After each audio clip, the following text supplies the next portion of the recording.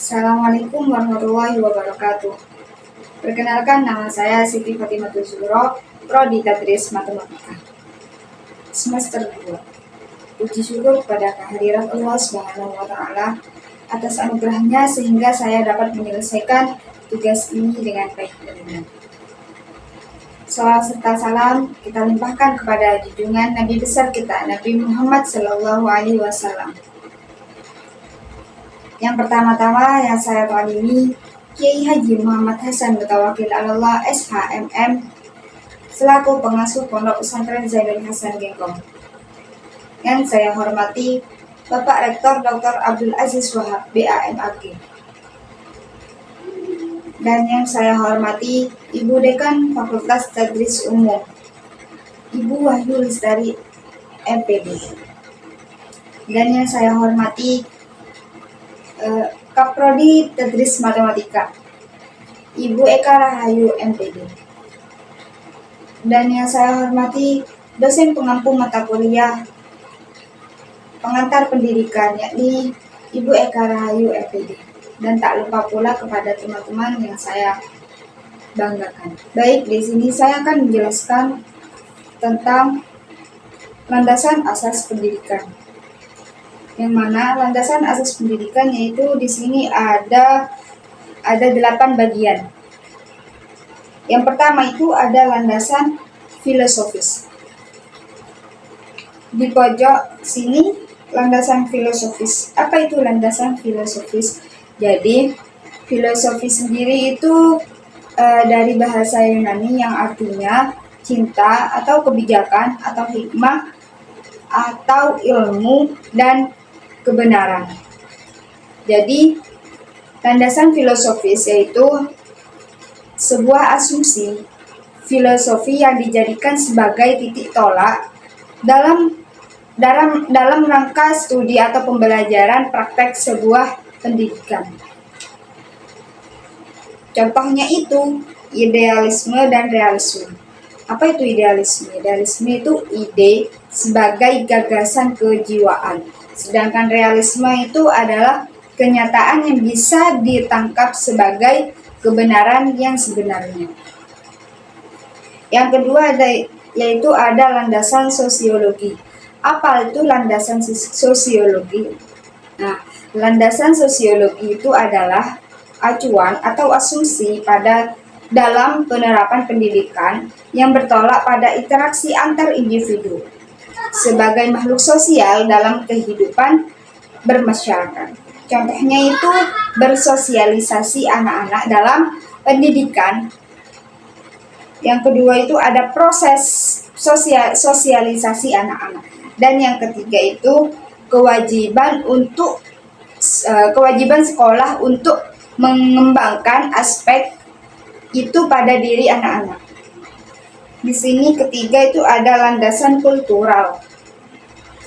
Apa itu landasan kultural? Jadi, landasan kultural merupakan kebudayaan yang dijadikan dasar dalam pembentukan karakter pada manusia, khususnya pada anak-anak dan remaja.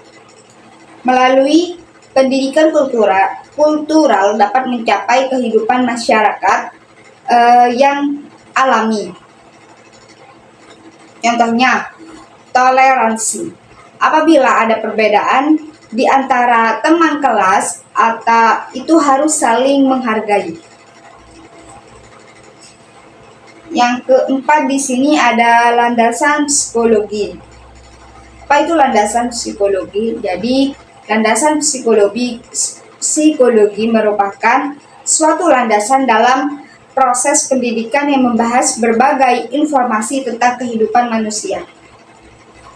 Contohnya itu gaya belajar dan keunikan dalam belajar. Yang kelima di sini ada landasan ilmiah. Apa itu landasan ilmiah? Jadi landasan ilmiah itu perkembangan ilmu dan teknologi yang mengikat dan mengharuskan pelaksanaan pendidikan untuk menerapkannya.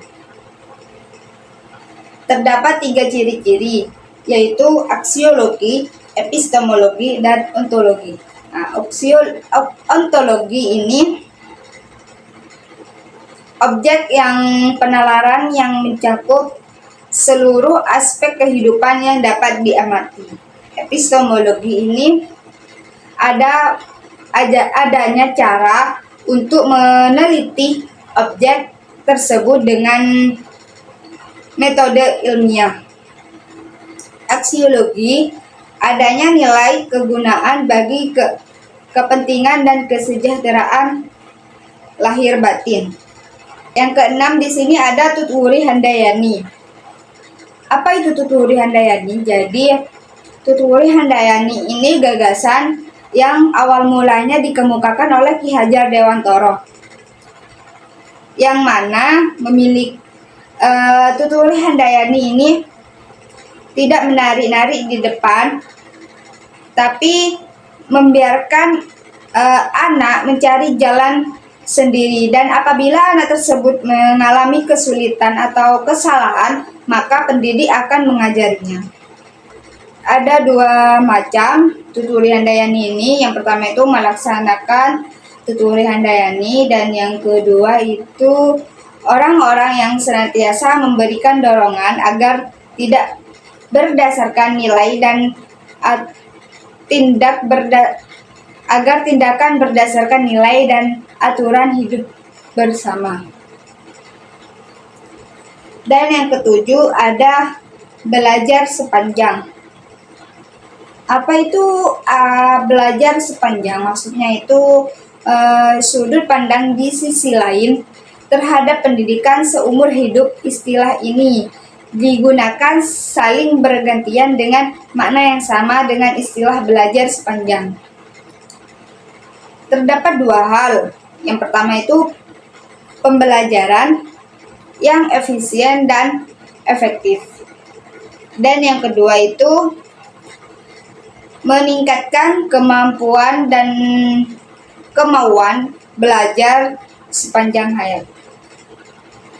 Yang terakhir di sini ada kemandirian. Nah, kemandirian maksudnya itu kemandirian dalam belajar. Kemandirian dalam belajar dapat diartikan sebagai aktivitas belajar yang berlangsung lebih didorong oleh kemauan sendiri, pilihan sendiri, dan tanggung jawab sendiri. Penerapannya yaitu yang pertama, menempatkan guru dalam peran utama sebagai motivasi dan fasilitator. Yang kedua sebagai informator, dan yang ketiga sebagai organisator. Mungkin cukup sekian penjelasan tentang landasan asas pendidikan. Mohon maaf bila ada kesalahan kata. Wallahul muwaffiq ila aqwamit thoriq. Wassalamualaikum warahmatullahi wabarakatuh.